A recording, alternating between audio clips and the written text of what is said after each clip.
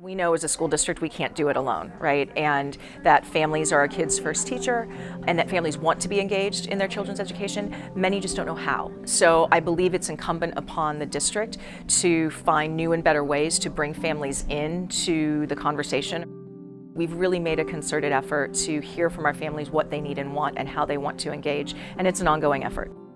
In many cases, school is a second home for our kids, and we want our families to feel that school is that way as well.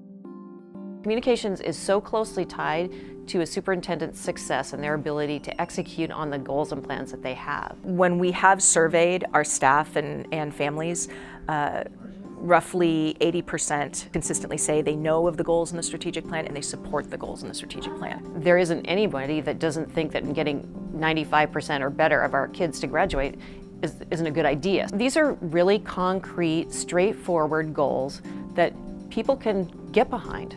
Our promise of knowing every student by name, strength, and need so they graduate prepared for college, career, and citizenship is much more than lip service. It really defines, I think, our, for lack of a better term, our ethic in Highline, right? That's who we are, and our families know that, and they hold us accountable to it. And they will come back to us and say, in this particular instance, you failed to know my child by name, strength, and need. And we own that. People know what we're about and why, and that we are honest, that we are constantly improving and doing the best job we can every day. I'm so fortunate to work for a superintendent who really values communication and invests in it.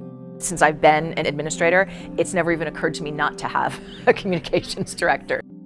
I just think it's absolutely essential. I don't believe I would ever work in a district where I couldn't have that. How can we help families' voices be heard, even if they can't physically show up to a conversation? We've learned that communication needs to be tailored to different groups within our community. When we publish something on social media, only a certain segment of our audience is going to see it. So we need to put it out there in other ways so we just hit a broader audience.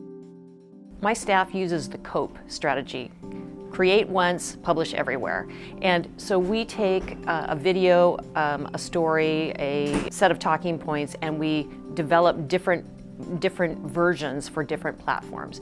I have never met a parent or family member who didn't want what was best for their child. The more connected a family is to their child's education, the more successful that child's going to be in school.